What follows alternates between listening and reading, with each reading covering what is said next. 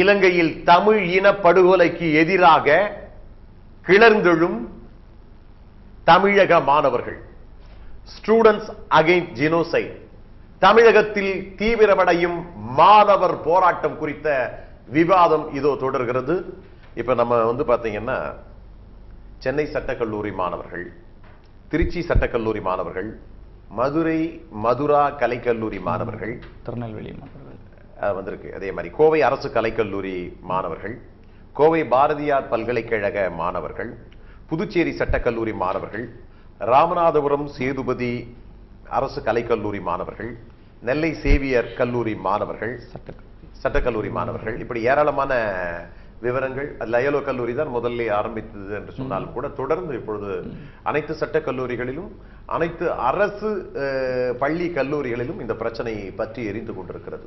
இப்ப நிறைய பிரச்சனைகள் இன்றைக்கு மாணவர்களுடைய முதல்ல மாணவ அரசியல் கட்சிகளுக்கே இந்த ஈழத்தமிழருடைய பிரச்சனை, இலங்கை தமிழருடைய பிரச்சனை புரிதல் இல்லாமல் இருந்தது. ஒவ்வொரு அரசியல் கட்சியும் ஒரு பார்வை, ஒவ்வொரு விளக்கம் தனித்தனியாக கொடுத்து கொண்டு வந்தது. இந்த அரசியல் கட்சிகளுக்கெல்லாம் முற்றுப்புள்ளி வைத்துவிட்டு இப்பொழுது மாணவர்கள் சொல்லி இருக்கிற நிபந்தனைகளும் அவர்கள் வைத்திருக்கிற இந்த கோரிக்கைகளும் என்று வருகிற பொழுது மாணவர்களாகிய உங்களிடத்திலும் நான் கேட்கிறேன், இலங்கையில் நடைபெறுவது போர் குற்றமோ மனித உரிமையோ அல்ல, இது திட்டமிட்ட இனப்படுகொலை என்று தமிழக மாணவர்கள் அழுத்தம் திருத்தமாக இப்பொழுது தெளிவுபடுத்தி இருக்கிறார்கள். இதை எல்லோரும் அரசியல் கட்சிகள் ஒவ்வொரு பார்வையில் குறிப்பிட்டு சொன்னாலும் கூட இன்றைக்கு மாணவர்கள் உறுதிப்படுத்தப்பட்டதால் இன்றைக்கு அனைவருமே இதை ஏற்றுக்கொள்கிறார்கள். ஆக இந்த இம்மாதிரியாக ஒரு தெளிவான ஒரு அறிவுறுத்தல் இந்த மாணவர்கள் மூலமாக வந்தது, மாணவர்களாக உருவாக்கியதா அல்லது அது பின்புலத்தில் யாராவது இதை செயல்படுத்திக் கொண்டிருக்கிறார்களா என்று நான் கேட்கிறேன். நிச்சயமாக யாரும் எங்க பின்புலத்தில் கிடையாது. ஏன்னா எங்களுடைய தெளிவான இப்போ இந்த அந்த 4 ஆண்டுகள் நாங்க எடுத்துக்கிட்ட அவகாசம், நீண்டகால அவகாசம், நாங்க எங்களுடைய தெளிவான பாதையை நாங்க நிர்ணயிக்கிறோம். எந்த ஒரு அரசியல் இயக்கமும் எங்களுக்கு பின்னாடி கிடையாது. எந்த ஒரு அமைப்புகளும் இயக்கங்களும் எங்களுக்கு பின்னாடி கிடையாது. சரி, ஆனால் சிந்தனையோட நாங்க எடுக்கிறோம். சுய சிந்தனையோடு நீங்கள் எடுத்தாலும் கூட இந்த தீர்மானத்தினுடைய ஒரு கனமான வார்த்தைகள் இருக்கிறது பார்த்தீர்கள் என்று சொன்னால், சர்வதேச விசாரணையும் பொது வாக்கெடுப்பு என்று சொல்லுகிற பொழுது இது தந்தை செல்வா அவர்கள் இருக்கிற பொழுது வட்டுக்கோட்டை தீர்மானம் என்கிற அடிப்படையில் தனித்தமிழ் ஈழம்தான் தீர்வு என்று சொன்னார்கள். சமீபத்திலேயே கூட சீனிவாசராவ் ஞானசேகரன் போன்றவர்கள் எல்லாம் கூட நாடு கடந்து தமிழர்கள் மத்தியிலே, அதாவது புலம்பெயர்ந்த தமிழர்கள் மத்தியிலே வாக்கெடுப்பு 2,40,000 பேர்கள் மத்தியிலே வாக்கெடுப்பு நடந்த பொழுது தனித்தமிழ் ஈழத்திற்கு ஆதரவாகத்தான் வாக்குகளை அளித்திருக்கிறார்கள். ஏறக்குறைய 99 விழுக்காடு தனி ஈழம் தான் தீர்வு என்று சொல்லி இருக்கிறார்கள். அதன் அடிப்படையிலே தான் நீங்கள் கேட்கிறீர்களா சர்வதேச விசாரணையும் அதே நேரத்திலே பொது வாக்கெடுப்பு மூலமாக தமிழ் மக்களுக்கான ஒரே தீர்வு தனித்தமிழ் ஈழம்தான் என்பதை உறுதிப்படுத்த வேண்டும் என்கிற கோரிக்கையும் உங்களில் அடங்கியதான் என்று கேட்கிறேன். அதாவது பொதுசன வாக்கெடுப்பு எல்லாரும் பேசுறாங்க, அதை பத்தி என்ன தெரியும் இந்த பசங்களுக்கு நினைக்க வேணாம். பொதுசன வாக்கெடுப்புன்றத அதை எடுக்கிறதுக்கு முன்னாடி அதோடைய பின்புலங்கள் என்னன்னு கொஞ்சம் படிச்சோம். அதாவது இன்னைக்கு இலங்கை அரசாங்கம் விடுதலை புலிகளையும் தமிழருடைய எழுச்சியை அடக்கிறதுக்கு அவங்களோட பயங்கரவாத ஒழிப்பு போர்னு எடுத்தான். அது ஜனநாயக ரீதியா அவங்க எங்களை தாக்குதல். நாங்களும் ஜனநாயக பிள்ளைகள் தான், நாங்களும் ஜனநாயக ரீதியா நாங்க தாக்குதல் மேற்கொள்றோம். அது எப்படின்னா ஜனநாயக ரீதியா நாங்க ஓட்டெடுப்பு நடத்துன்னு சொல்றோம். இது ஜனநாயகம் தானே? நீங்க கேட்கலாம்ல. சரி, நீங்க பயங்கரவாத ஒழிப்பு போர் எடுத்தீங்க, அது சரி. அதாவது நீங்க சொல்றத பாத்தீங்கன்னா பல்வேறு நாடுகள் இன்றைக்கு தன்னை ஜனநாயக உலக அரங்கில் பல்வேறு நாடுகள் உருவாகி இருக்கிறது என்று சொன்னால் இப்படிப்பட்ட பொது வாக்கெடுப்பின் அடிப்படையில் தான் நாடுகள் உருவாகி இருக்கின்றன. ஆகவே அந்த கோரிக்கையை இன்றைக்கு தமிழ் சமுதாய மாணவர்கள் இன்றைக்கு முன்னிலைப்படுத்தி இருக்கிறீர்கள். எதிரியை அந்த நாட்டில் தனிமைப்படுத்த முடியாது. பெரும்பான்மையான சிங்களவர்கள் அவர் கூட இருக்காங்க. அப்ப நாங்க தனிமைப்படுத்த முடியாது. அப்ப உலக நாடுகள்ல அவங்களை தனிமைப்படுத்தணும். முதல் எங்களோட இருக்க புல்லுரிவுகளையும் எங்களுக்கான இந்த சாதகமான நிலைப்பாட சொல்றவங்களை யாரும் கண்டுபிடிக்கிறதுக்கு பிரிவு. மூணாவது, அங்கங்கே திரண்டு கிடக்கிற புலம்பெயர்ந்த ஈழத்தமிழர்கள், ஈழத்துல இருக்கவங்க எல்லாரையும் ஒருங்கிணைக்கிற ஒரு சக்தியா, அந்த உணர்வுகளை ஒருங்கிணைக்கிற ஒரு சக்தியா இருக்கிறது பொதுஜன வாக்கெடுப்பு நாங்க நம்புறோம். அதனால நாங்க எடுக்கிறோம். சரியான பதில். இப்ப இந்த பிரச்சனையில பாத்தீங்கன்னா இலங்கை துணை தூதரகத்தை இந்த மண்ணிலே இருந்து அகற்றப்பட வேண்டும் என்கிற ஒரு கருத்தை வைத்திருக்கிறீர்கள். ஒருவேளை நீங்கள் லயோலா கல்லூரி எதிர்க்க இலங்கை துணை தூதரகம் இருப்பதால் அந்த முடிவை உங்களுக்கு திடீரென உதித்ததா என்று நான் கேட்கிறேன். இதுக்கு பதில் சொல்வதற்கு முன்பாக ஒரு பார்வையாளருடைய அழைப்பு. வணக்கம், எங்கிருந்து அழைக்கிறீர்கள்? பெயர் சொல்லுங்க ஐயா, உங்களுடைய கருத்துக்களை சொல்லுங்க. எங்கிருந்து அழைக்கிறீர்கள்? பெயர் சொல்லுங்க. கோயம்புத்தூர்ல சுந்தராவூர்ல பேசுறேங்க. புனித, உங்க பெயர் சொல்லுங்க ஐயா. சக்தி. நாங்க நாம் தமிழர் கட்சியில உறுப்பினராக இருக்கேன். சக்தி இல்ல நான் அதெல்லாம் உங்ககிட்ட கேட்கல. உங்களுடைய கருத்துக்களை மட்டும் சொல்லுங்க. இங்க பேசும்போது உங்களுடைய பெயரை மட்டும் சொல்லுங்க. உங்கள் அரசியல் அடையாளங்கள் எல்லாம் தேவையில்லை எங்களுக்கு. ரொம்ப நன்றி. நம்ம கருத்துக்கள் சொல்லுங்க. நம்மளோட கருத்துக்கள் பாத்தீங்கன்னா அந்த பையனை வந்து கொண்டாங்க பாத்தீங்களா, அது எதனால பாத்தீங்கன்னா இவங்க சொல்றாங்க வந்து குழந்தைய கொண்டுட்டாங்க அப்படி இப்படின்னு சொல்றாங்க. ரைட்டு, அவங்க வந்து பயந்துட்டாங்க. பயந்து நம்ம சின்ன பாலங்களை கொண்டிருக்காங்க ஒழிஞ்சு மத்த எந்த கருத்தும் கிடையாது. பயந்துட்டாங்க, நல்லாவே பயந்துட்டாங்க. அவங்க வந்து இது இருந்தா நமக்கு ரொம்ப எடுஆயிரம், நமக்கு வந்து பின்னாடி ஒரு 10 வருஷம் கழிச்சு பரிச்சயம் சொல்லி. நன்றி சக்திவேல், நன்றி, வணக்கம். நண்பர்களே, நாம் முக்கியமான காலகட்டத்தில் இருக்கிறோம். பார்வையாளர்கள் ஏதாவது புதிய கருத்துக்களை பார்த்தீங்கன்னா, மாணவர்கள் இன்றைக்கு நாட்டு சமுதாய மறுமலர்ச்சி ஏற்படுத்தக்கூடிய ஒரு எழுச்சி ஏற்படுத்தக்கூடிய கருத்துக்களை நாடு முழுக்க விதைத்திருக்கிறார்கள். அதன் பலனை பற்றி நாம் பேசிக் கொண்டிருக்கிறோம். ஏதாவது நாம் ஏதோ கதை அளப்பதற்காக இந்த நிகழ்ச்சியை நாம் உருவாக்கி கொண்டிருக்கவில்லை. பார்வையாளர்கள் புதிய கருத்துக்களாக இருந்தால் கருத்துக்களை தெரிவிக்கலாம். நான் உங்கள்கிட்ட கேட்ட கேள்விதான், இந்த இலங்கை துணை தூதரகத்தை அப்புறப்படுத்தப்பட வேண்டும் என்கிற ஒரு கோரிக்கை முன்வைத்திருக்கிறீர்கள். அது லயோலா கல்லூரி முன்னாலே அந்த இலங்கை துறை தூதரகம் இருக்கிறது என்கிற காரணத்தினாலே இந்த தீர்மானம் வந்ததா என்று நான் கேட்கிறேன். கல்லூரி முன்னாடி இருக்குங்கிறதுனால இல்ல, எப்படி சரி நீங்க கூட அதுக்கு பதில் சொல்லலாம். அவர்கள் ஒரு இனப்படுகொலை செய்த நாடு, அது எங்கள் மொழி பேசுகிற ஒரு மக்களை செய்த நாடு, அந்த நாடு அதோடைய துணை தூதரகத்தை தமிழ் மண்ணில் வச்சிருக்கிறது இன்னும் எங்களுக்கு ஒரு அவமானமா தான் இருக்கு. அதை நாங்க எதிர்க்கிறோம்ன்றத மக்கள் நம்பணும். அந்த துணை தூதர் தேவையில்லை. அதான் எங்க மக்களை அடிச்சவங்களுக்கு அந்த துணை தூதரம் எதுக்கு? இப்போ சவுதியில வந்து ஒரு பெண், அந்த பெண் வந்து இறந்ததுக்காக அங்க அந்த தண்டனை கொடுக்கப்பட்டதுக்காக அங்க இருந்த ஒரு தூதரகத்தை எடுக்கப்பட்டதாக கேள்விப்பட்டோம். அந்த செய்தி கூட எங்களுக்கு பின்புலமா இருந்திருக்கலாம், நாங்க அறிஞ்ச செய்தி. அது மாதிரி சில ஒரு முக்கியமானது, எங்களுடைய இனப்படுகொலை செய்து எங்க இனத்தை இனப்படுகொலை செய்தவன் ஏன் இங்க இருக்கணும்? அவனுக்கு எங்களுடைய கோரிக்கையை அவன் ஏற்கல. இல்ல, இப்ப இது பொதுவாக இதே கோரிக்கையை பல அரசியல் கட்சிகள் முன்வைத்தன, யாரும் கேட்கவில்லை இப்பொழுது. ஆனால் மாணவர்கள் இந்த கோரிக்கையை முன்வைக்கிற பொழுது சற்று அதிர்ச்சியாக பல பேர் உணர்கிறார்கள். ஆட்சியாளர்களும் இந்த அதிர்ச்சியாக உணர்கிறார்கள். ஒருவேளை தொடர்ந்து இந்த பிரச்சனை விசுரூபம் எடுத்து விடுமோ என்ற அச்சம் இருக்கிறது. அதனாலே தான் காவல்துறை பாதுகாப்பு தொடர்ந்து இலங்கை துணை தூதரகத்துக்கு வழங்கப்பட்டுக் கொண்டிருப்பதையும் நான் பார்க்க முடிகிறது. இப்ப இந்த பிரச்சனையில் பொருளாதார தடை விதிக்க வேண்டும் என்று தமிழக அரசு சட்டப்பேரவை தீர்மானம் நிறைவேற்றி இருக்கிறது. அந்த சட்டப்பேரவை தீர்மானத்தை இந்திய அரசு மேற்கொண்டு பொருளாதார தடை விதிக்க வேண்டும் என்ற கோரிக்கையை மாணவர் சமுதாயம் முன்னிறுத்தி இருக்கிறது. அதே நேரத்திலே ஒன்னு சொல்றாங்க, உலக தமிழர்களின் பாதுகாப்பை உறுதி செய்ய தமிழ்நாடு சார்பாக வெளியுறவுத்துறையை உருவாக்கி செயல்படுத்த வேண்டும் என்கிற ஒரு கோரிக்கையை முன்வைத்திருக்கிறார்கள். இந்த நிலைப்பாடு, மாணவர்கள் இந்த நிலைப்பாடு சிறப்பான நிலைப்பாடு தானே? சிறப்பான நிலைப்பாடு தான். ஆனா நம்ம ஒவ்வொரு விஷயங்களா வச்சு போராடுறதை விட இத்தனை மாணவர்களும் சேர்ந்து, மாணவர்களுக்கு ரொம்ப முக்கியம், ஒன்னாவது இருக்கிற நிறைய மாணவர்களுக்கு கூட நம்ம எதுக்காக போராடுறோம் எந்த விஷயங்கிறது எனக்கு சரியா புரியாம இருக்குது. ஒரே விஷயத்தை போக்கஸ் பண்ணி பண்ணா இன்னும் கொஞ்சம் நல்லா இருக்கும். இப்ப நமக்கு ராஜபக்சேவை தண்டிக்கிறதுனால நமக்கு என்ன கிடைக்க போகுது? இலங்கையில ஒண்ணும் ஆக போறது இல்லை.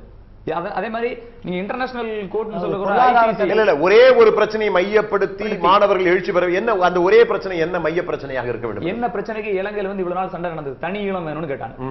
வேற எதுவும் இல்ல. தனி பிரபாகரன் எது சண்டை போட்டாரு இவ்வளவு நாள்? நம்ம எதுக்கு எண்ட் ஆஃப் தி டே என்ன கிடைக்க போகுது? நம்ம இங்க இருந்து கூச்சல் போடுறோம், ராஜபக்தே அங்க பொண்ணு இன்டர்நேஷனல் லெவல்ல இது வரைக்கும் யாரையாவது ஒரு அதிபரை இப்படி என்கொயரி பண்ணி ICC international criminal procedure court இருக்கு நெதர்லாந்துல, இது வரைக்கும் யாரையாவது பண்ணிருக்காங்களா? இது வரைக்கும் கேள்விப்பட்டிருங்க. அது 2002ல ஸ்டார்ட் பண்ணிருக்காங்க அந்த கோர்ட்.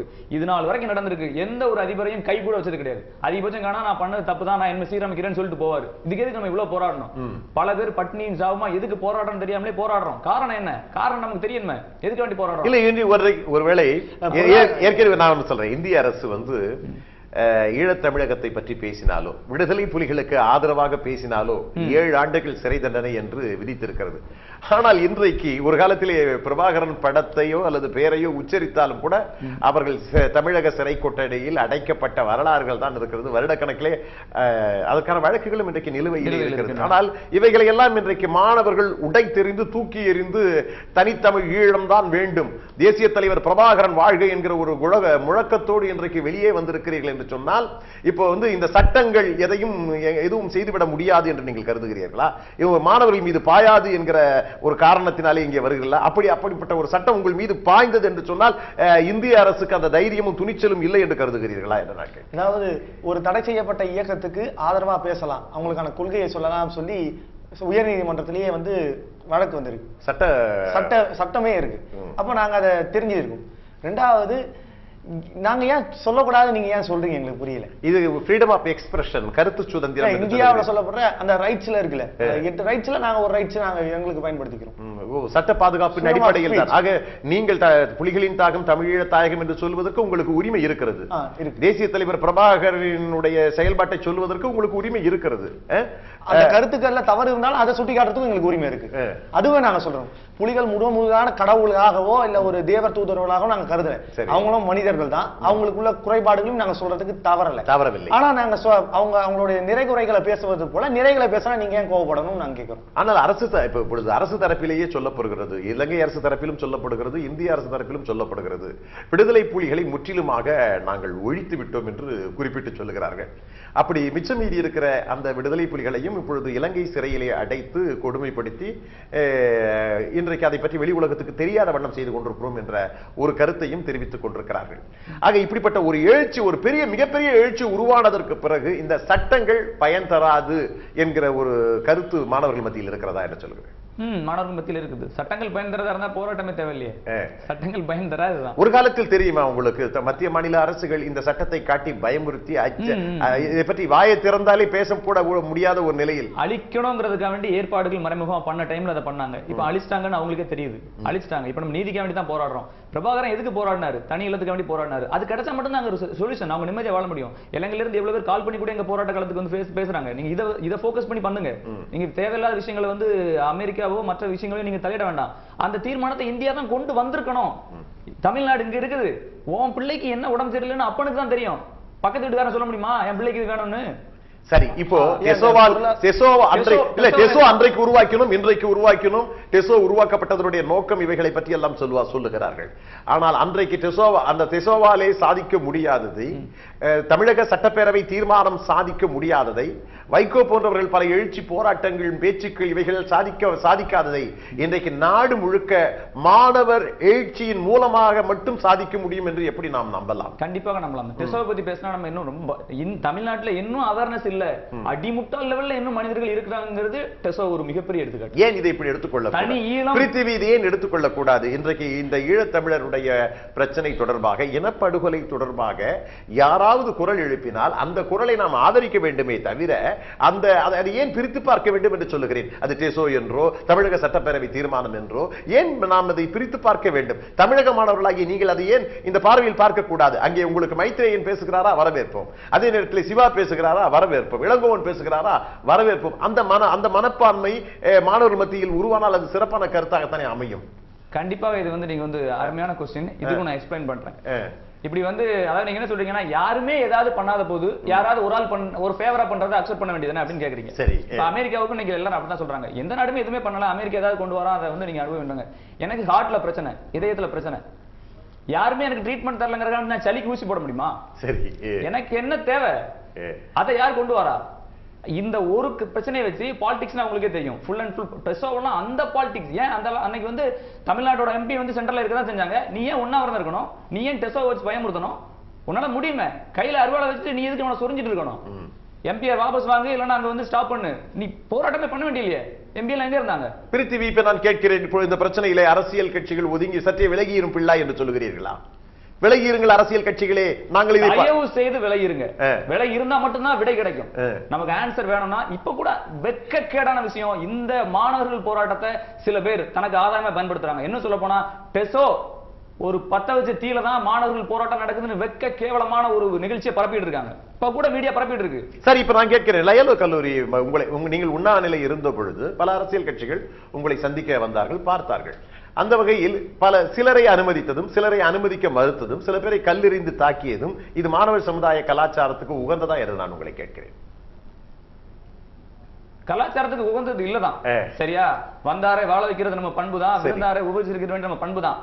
ஆனாலும் கொலைக்காரன் இவன் தான் நம்ம பிள்ளைய கொன்னா, இவன் தான் நம்ம அப்பனை கொன்னா, இவன் தான் உடந்தக்காரன் அப்படின்னு தெரிஞ்ச பிறகு கூட இப்ப அவங்களை அனுமதிக்கிறது அடுத்தால இன்னும் கொலை நடக்கிறதுக்கு நம்ம ஓகே இல்ல. இப்ப மாணவர்களுடைய கோபத்தீ யாரை நோக்கி இருக்கிறது என்கிற ஒரு பிரச்சனை தெரியுமா? இந்திய கவர்மெண்டை நோக்கி இருக்கிறது. இந்திய அரசாங்கத்தை நோக்கி, இந்திய சென்ட்ரல் கவர்மெண்டை நோக்கி இருக்கிறதுக்கு அதுக்கு 95-99% உடனாக இருந்த தமிழ்நாட்டில் உள்ள அரசியல், அந்த டைம்ல முதலமைச்சரா இருந்த, முழுசா சொல்ல போனா டிஎம்கே மேலையும் 90% கோவம். அதுக்கு அடுத்து பிரித்திவி இப்பொழுது பாத்தீங்கன்னா இப்ப இனப்படுகொலை நடந்து கொண்டிருக்கிற நேரம், விடுதலை புலிகளுக்கும் இலங்கை அரசுக்கும் போர் உக்கிரத்தில் நடைபெற்றுக் கொண்டிருக்கிற நேரத்திலே இந்தியாவில் தேர்தல், நாடாளுமன்ற தேர்தல் நடந்தது.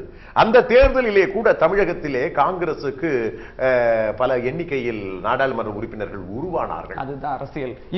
இப்போ கூட இந்த பிரச்சனையை கடைசியில் எப்படி கொண்டு வருவாங்கன்னா, டெசோ வந்து அந்த ஃபயர் வச்சு விட்டதுனாலதான் மாணவர்கள் மத்தியில் இவ்வளவு போராட்டம் நடந்தது, அதனாலதான் இந்திய அரசு அதை வந்து சைன் பண்ணிச்சு அப்படின்னு கொண்டு வருவாங்க. அதாவது டெசோவினுடைய ஆரம்பத்திற்கும் டெசோ உருவானதற்கும் இன்றைக்கு உருவாகி இருக்கிற மாணவர் எழுச்சிக்கும் எல்லளவும் தொடர்பில்லை என்பதை நீங்கள் வர்ணிக்கிறீர்கள். கண்டிப்பாக அதை மிக தெளிவாக சொல்லணும். ஏன்னா அவரு 2வது டெசோ மாநாடு நடத்தும் போது கலைஞர் ஒரு அறிக்கை விட்டாரு, டெசோ மாநாடு நடத்தப்படும் ஆனா தனி ஈழம் பற்றி பேசப்படாது. இது என்ன அறிக்கை? இதை விட காமெடி பண்ண முடியுமா யாராவது? இப்படி அறிக்கை விட்டாரு, அதையும் எல்லாரும் வரவேற்கிறாங்க. ஆக இன்றைய மாணவருடைய போராட்டத்தினுடைய நோக்கம் தனித்தமிழ் ஈழம், இனப்படுகொலைக்கு சர்வதேச போர்க்குற்ற விசாரணை என்பதைத்தான் மைய கருத்தாக இன்றைக்கு முன்னிலைப்படுத்த முடியும். முன்னாடி சொல்லப்பட்ட புலிகளின் தாகம், தமிழீழ தாயகம், அது ஒரு கட்டத்தில் நின்றது. இனியே தமிழர்களின் தாயகம் தனியீழ தாயகம், அதான் தமிழர்களின் தாகம் தனியீழ தாயகம். அது என்ன தமிழர்களின் தாகம் தனியீழ தாயகம்? உலக தமிழர்களுடைய ஒட்டுமொத்த கருத்தா அது இருக்கு. அப்ப நீங்க என்ன சொல்றீங்க? புலிகளைத்தான் ஒழித்து விட்டோம் என்று சொல்லுகிறீர்களே. இன்றைக்கு தமிழர்களாகிய நாங்கள் இருக்கிறோம், உலகமெல்லாம் பரவி கிடக்கிற 12 கோடி தமிழ் சமுதாயத்தினுடைய தாகம் இன்றைக்கு தமிழீழ தாயகம் என்று வர்ணிக்கிறீர்கள். அந்த தாகம் தீர்ற வரைக்கும் மக்களுடைய போராட்டம் ஓயாது. ஏற்கனவே உங்களுக்கு விடுதலை புலி தலைவர் பிரபாகரன் இருந்த போதே தனித்தமிழ் ஈழ தேசத்தை உருவாக்கி அடையாளம் காண்பித்து தமிழீழ ராணுவம், தமிழீழ காவல்துறை, தமிழீழ வங்கிகள், வைப்பகங்கள், வங்கிகள் இல்ல வைப்பகங்கள், தமிழீழ வைப்பகங்கள், தமிழீழ எல்லை பாதுகாப்பு படை, தமிழீழ சாலை மேம்பாட்டு கழகம், ஊராட்சி, கிராம பஞ்சாயத்துகள் என்று பல சூழ்நிலைகளை உருவாக்கி அவர்கள் அடையாளம் கண்டுவிட்டு பண வரவு, அந்த தாள்களை தவிர, தொடர்வண்டி நிகழ்வுகளை தவிர மற்றவற்றை எல்லாம் விவரப்படுத்திவிட்டு ஒரு தனித்தமிழ் ஈழத்தை அடையாளம் காட்டிவிட்டு சென்று விட்டார்கள். ஆக இயங்கிக் கொண்டே இருந்தது. அதாவது நார்வேயினுடைய தலையெடுப்பு, அந்த பேச்சுவார்த்தை பிறகு ஏறக்குறைய 5 ஆண்டுகளுக்கு மேலாக அந்த தனித்தமிழ் ஈழம் அமைந்தே இருந்தது என்பதை சர்வதேச நாடுகள் உணர்ந்திருக்கின்றன இல்லையா? அதற்கு பிறகு திட்டமிட்ட அந்த படுகொலைக்கு, இனப்படுகொலைக்கு பிறகுதான் இந்த கட்டமைப்பு படுகொலை செய்யப்பட்டிருக்கிறது. நாங்க முதல்ல சொன்ன மாதிரி இப்போது நீங்க வந்து அந்த பொருளாதார தடை நீங்க ஏன் சொல்றீங்கன்னு கேட்டீங்க. அதுக்கான காரணமாக சொல்றது வந்து எங்களுடைய குறைந்த அறிவுக்கு, அரசியல் அறிவுக்கு ஏற்றின அந்த செய்தி இதுதான். பொருளாதார தடை நாங்க ஏன் சொல்றோம்னா, அந்த காலகட்டத்தில் சவுத் ஆப்பிரிக்காவில் நடைபெற்ற அந்த நிறவெறிகளை எதிர்த்து உலக நாடுகள் எல்லாமே பொருளாதாரையே ரொம்ப நாள் நீண்டது, 20 ஆண்டுகளுக்கு மேல நீண்ட வரலாறு இருக்கு. இப்போ நாங்க எடுத்தோன்னே தனியிடம் கிடைக்கும் அப்படின்ற நிலைப்பாடு இல்லை, அது எங்களுக்கு நல்லா தெரியும். அந்த அளவுக்கு நாங்க வந்திருக்கோம். அப்போ வந்து அந்த நாடுல இருக்க பெரும்பான்மையான சிங்களவர்கள் இன்னும் அவங்க மனதுல வந்து மனித நேயம் இருந்ததுன்னா, ஒரு மனிதர் கஷ்டப்படுறதை பார்த்து இன்னொரு மனிதன் அந்த மனிதனுக்காக இறங்கக்கூடிய சிந்தனை இருந்ததுன்னா, அவன் இன்னும் வரல. அவனை வர வைக்கணும்னா அங்க பொருளாதார தடை போடும்போது ராஜபக்சேவோ அவங்களுடைய குடும்பத்துக்கு அந்த ஒரு தடை பெருசா இருக்க போறதில்லை. அந்த தடையானது அங்க இருக்க அந்த உழைக்கும் மக்களை பார்க்கும்போது அந்த உழைக்கும் மக்கள் அவங்களை தனிச்சு காட்டுவான், இவன் வேறன்னு பிரிப்பான். அதுதான் எங்களுக்கு தேவை. நண்பர்களே, நாம் நிகழ்ச்சியினுடைய நிறைவு பகுதிக்கு வந்திருக்கிறோம். புலிகளின் தாகம் தமிழீழ தாயகம் என்றது அன்றைய வார்த்தை. ஆனால் இன்றைக்கு தமிழர்களின் தாகம் தமிழீழ தாயகம் ஆக 12 கோடி தமிழர்களின் கரங்களில் இன்றைக்கு அந்த பிரச்சனை ஒப்படைக்கப்பட்டிருப்பதாக இன்றைக்கு நிகழ்ச்சியிலே கலந்து கொண்ட செம்பியன் கருத்துக்களை தெரிவித்திருக்கிறார். அதே போல சட்டக்கல்லூரியினுடைய மாணவர் பிருத்திவி போன்றவர்கள் எல்லாம் ஒரு மைய இழையான தீர்மானத்தை வைத்து எங்களுடைய போராட்ட எழுச்சி தொடர்ந்து நடைபெற்றிருக்கிறது. அதாவது பொருளாதார தடை, சர்வதேச போர்க்குற்ற விசாரணை, தமிழ் ஈழம் என்கிற ஒரு நகர்வை நோக்கி இன்றைக்கு இந்த பிரச்சனையை மாணவர் சமுதாயம் தங்கு தடையின்றி அடக்குமுறைகளை மீறி ஒரு மிகப்பெரிய எழுச்சியை இன்றைக்கு ஆரம்பித்து வைத்திருக்கிறோம், அதை முன்னெடுத்து செல்வோம் என்கிற வகையிலே சொல்லிக் கொண்டிருக்கிறார்கள். இந்த பிரச்சனையில் அரசு கல்லூரி, அரசு சட்டக்கல்லூரி மற்றும் அரசு மாணவர்கள் என்கிற நிலையை தாண்டி இப்பொழுது தனியார் கல்லூரி மாணவர்களும் திரளாக இந்த போராட்டத்திலே அணிவகுத்து வர ஆரம்பித்திருக்கிறார்கள். அரசியல் கட்சிகள் செய்ய துணியாத சில பல்வேறு விதமான காரியங்களை இன்றைக்கு இளைஞர் சமுதாயம், குறிப்பாக மாணவர் சமுதாயம் தொடர் உண்ணாநிலை, அதாவது சாகும் வரை உண்ணாவிரதத்தை மேற்கொண்டு இன்றைக்கு சர்வதேச போர்க்குற்ற விசாரணையும் இனப்படுகொலையும் சர்வதேச அரங்கில் இன்றைக்கு உரிய தண்டனை இவர்களுக்கு வழங்கப்பட்டு தமிழ் ஈழம்தான் இதற்கு தனி தீர்வு என்கிற ஒரு பிரச்சனையை உருவாக்கி இருக்கிறார்கள். இன்றைக்கு ஈழத்தமிழர் பிரச்சனையை பற்றி பேசினால், விடுதலை புலிகளை, தடை செய்யப்பட்ட விடுதலை புலிகளை பற்றி பேசினால் 7 ஆண்டுகள் சிறை தண்டனை என்கிற மத்திய அரசு சட்டம் உருவாக்கி விட்டதற்கு பிறகும் கூட அதற்கான சூழ்நிலையை செயல்படுத்துகிறீர்களே, இது நியாயம்தானா என்று சொல்லுகிற பொழுது, இன்றைக்கு இந்திய அரசியலமைப்பு சட்டமே, இந்திய அரசினுடைய சட்டமே இன்றைக்கு எங்களுடைய கருத்து சுதந்திரத்தை ஆதரித்திருக்கிறது என்று சட்ட வியாக்கியானங்களையும் இன்றைக்கு செம்பியன் போன்றவர்கள் எடுத்து சொன்னாலும் கூட மாணவர் எழுச்சியை கட்டுப்படுத்த முடியாது, அரசியல் கட்சிகள் ஏமாற்ற முடியாது. எங்கள் பின்னணியில் எந்த அரசியல் கட்சிகளும் இல்லை. எங்களுடைய எழுச்சி இன்றைக்கு சூழ்நிலைகள் அடிப்படையிலே உருவாக்கப்பட்டது. இனப்படுகொலையை கண்ணுக்கு நேராக ஒவ்வொரு சாட்சியங்களும் வெளிவருகிற பொழுது எங்கள் உணர்ச்சி மேம்படுகிறது. அதே நேரத்திலே எங்களுடைய சிற்றறிவு இன்றைக்கு பேரறிவாக மாறி வருகிறது. நாங்கள் உணர்தலையும் புரிதலையும் உள்வாங்கிக் கொண்டு இன்றைக்கு இவர்கள் எங்களுக்காக வாதாடியது போதும், போராடியது போதும், அரசியல் செய்தது போதும், தனித்தமிழ் ஈழத்திற்காகவும் தமிழர்களை காக்கவும் தமிழக மாணவர்களாகிய நாங்கள், இனப்படுகொலைக்கு எதிராக தமிழக மாணவர்களாகிய நாங்கள் இதோ கிளர்ந்தெழுந்து நிற்கிறோம். எதிரில் தனி ஈழம் இருக்கிறது என்பதை இந்த விவாதத்தின் மூலமாக இவர்கள் சுட்டிக்காட்டியிருக்கிறார்கள். எழுச்சியை எதிர்காலத்தில் மாணவர் சமுதாயம் எப்படி முன்னெடுத்து செல்லுகிறது என்பதை பொறுத்திருந்து பார்ப்போம். அந்த வகையில் அறத்தின் கைகள் உயரட்டும், அறிவு கூர்வால் சுழலட்டும், மக்கள் புரட்சி வெடிக்கட்டும். உரிமை குரல் உங்களுக்காக, தமிழ் சமூக மக்களுக்காக இன்னும் பல்வேறு பிரச்சனைகளுடன் தொடர்ந்து பாயும்.